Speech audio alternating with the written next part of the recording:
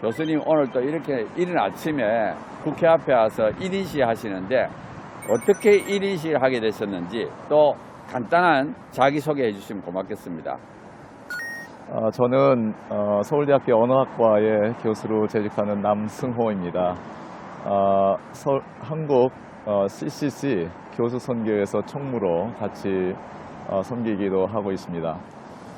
제가 1인 시위에 참여하게 된 이유는 이 차별금지법이 한국과 또 한국 안의 모든 사회, 문화, 경제, 교육 그리고 학문의 모든 영역에 폐해를 가져올 것이 분명하기 때문에 이에 대해서 개인적으로 적극적인 그런 의견을 표시하는 것이 당연한 일이라고 생각을 했습니다.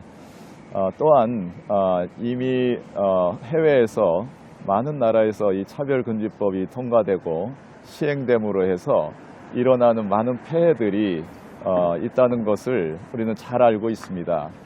그런데 이 폐해들이 속출되는 그 차별금지법을 한국에서 만들려고 하는 것은 정말 사대주의적인, 문화 사대주의적인 그런 생각이 그 저변에 깔려 있고 그것을 이용해서 국회가 이런 기망적으로 국민들에게 이러한 법을 강요하려고 하는 것은 정말 옳지 않은 일이라고 판단했기 때문에 시위에 나오게 됐습니다. 교수님께서 이제 차별금지법을 이제 아주 나쁜 법으로 이렇게 설명을 하셨는데 구체적으로 어떤 점이 나쁜지를 좀 말씀해 주시면 고맙겠습니다. 네, 저는 차별금지법을 반대합니다. 차별금지법은 여러 가지 차별금지 사유들을 적시하고 있는데요. 이 차별금지 사유들 중에는 인종, 피부색, 장애 등 객관적이고 보편적인 기준뿐만 아니라 주관적이고 편향적인 기준이 포함되어 있습니다.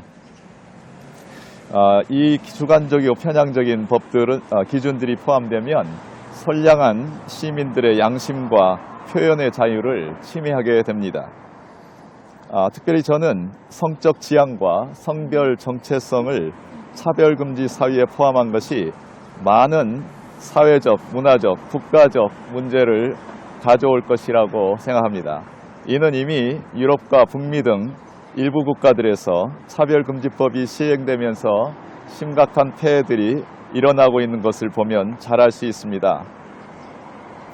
성적 지향과 성별 정체성을 차별금지 사유로 포함하는 것은 바로 동성애를 정상적이고 도덕적인 것으로 인정하고 그에 대한 판단과 비판을 금지하고 또 처벌하려고 하는 것입니다.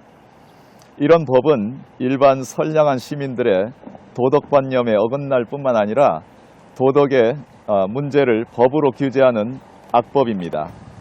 저는 동성애자들을 혐오하지 않습니다. 다만 그들의 동성 간 성행위를 부도덕하다고 판단하는 양심을 갖고 있습니다. 동성애자들의 행위를 판단하고 객관적, 학문적 근거에 따라 비판하는 것을 마치 동성애자들을 혐오하는 것으로 규정하는 법입니다. 그리고 그러한 발언을 금지하고 처벌하는 법이 바로 차별금지법입니다. 따라서 차별금지법은 표현의 자유와 양심의 자유를 심각하게 침해하는 법입니다. 성적 지향이나 성별 정체성이란 말 자체가 불명확한 용어들입니다. 누구도 이것을 명확하게 정의하지 못하고 있습니다. 왜냐하면 과학적, 학문적 근거가 없는 개념들이기 때문입니다. 국민을 기만하고 선량한 시민들의 양심과 생각을 통제해서 도덕적 판단을 마비시키고 자유로운 의사표현을 못하게 합니다. 우리 시대의 선량한 도덕관념에 어긋난 행위, 동성 간 성행위가 부도덕하다고 판단되는 것을 비판할 권리, 표현의 자유가 보장되어야 한다고 생각합니다. 그러한 표현이 상대방에게 불쾌감을 일으킨다고 해서 이것을 제한하는 것은 옳지 않습니다. 정당한 비판이 불쾌감을 일으킨다고 하여서 이를 금지하는 것은 잘못된 차별이며 선량한 시민의 입에 재갈을 물리는 역차별인 것입니다. 따라서 차별금지법이 양심적, 도덕적 판단을 조작하려는 판단금지법과 같고 자신의 정당한 판단을 표현하지 못하게 하는 비판금지법과 같은 것입니다. 또한 이러한 법은 학문의 자유를 또한 침해하는 것입니다. 저는 대학에서 가장 중요한 것은 자유로운 토론의 광장이 보장되는 것이라고 생각합니다. 학문은 자유로운 발표와 토론을 통해서 발전합니다. 동성애에 대해서 객관적이고 과학적인 연구를 하고 그를 자유롭게 발표하는 것이 대학에서 필요합니다. 그러나 차별금지법이 통과되면 대학과 학문의 세계에서 이러한 자유로운 연구와 발표가 위축되기 마련입니다. 이는 이미 서구의 또 미국의 대학들에서 학자들을 통해서 양심적인 학자들의 고백을 통해서 우리가 듣고 있는 것입니다. 또한 차별금지법은 종교의 자유를 심각하게 침해합니다. 누구나 종교인들은 자신의 종교적 신념을 자유롭게 표현할 자유를 가지고 있습니다. 바로 그것이 종교의 자유입니다. 그런데 우리의 종교적 신념에 어긋나는 동성간 성행위를 옳다고 정당하다고 인정하는 그러한 차별금지법을 반대할 수밖에 없습니다. 그리고 그러한 우리의 종교적 신념을 표현하는 것을 제어하고 또 우리의 입에 재갈을 물리는 그러한 법을 반대할 수밖에 없습니다. 이상입니다. 예, 하여튼 교수님께서 학문의 자유와 표현의 자유를 억압하는 이 차별금지법의 문제점을 너무나 잘 말씀해 주시고 또 실제적으로 서구에 있는 대학교에서 그런 일들이 일어난다는 것이 정말 너무 안타깝고 사실은 민주주의 국가의 그 대표적으로 서구 사회가 오히려 이렇게 민주주의에 어긋나는 자유를 억압하는 차별금지법을 통과시켰다는 데 대해서 너무 안타까운 마음이 듭니다.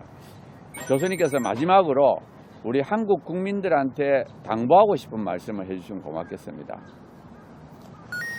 국회에 현재 차별금지법, 평등법 등이 상정되어 있습니다.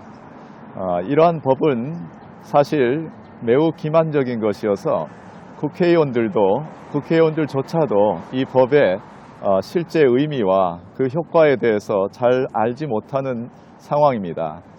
물론 그 중에 일부가 이러한 법을 의도적으로 발의하고 통과시키려고 노력하는 것을 알고 있습니다. 그러한 사람들의 생각이 어떠하건 물론 존중합니다. 그리고 그들의 생각을 존중합니다. 그러나 이러한 차별금지법이 일반 국민들의 생각과 도덕적 관념에 어떻게 다른지 그리고 어떻게 이것을 국민들에게 설명할 것인지 그러한 과정이 필요합니다.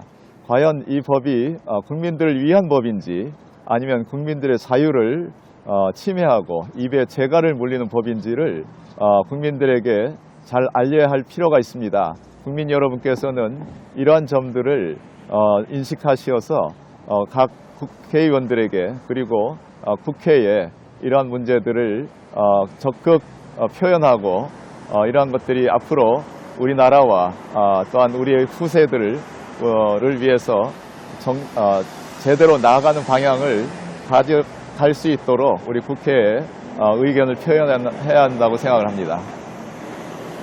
감사합니다. 교수님 또 이른 아침에 이렇게 1인시 하시고 또 인터뷰 해주셔서 너무 감사합니다. 고맙습니다. 감사합니다.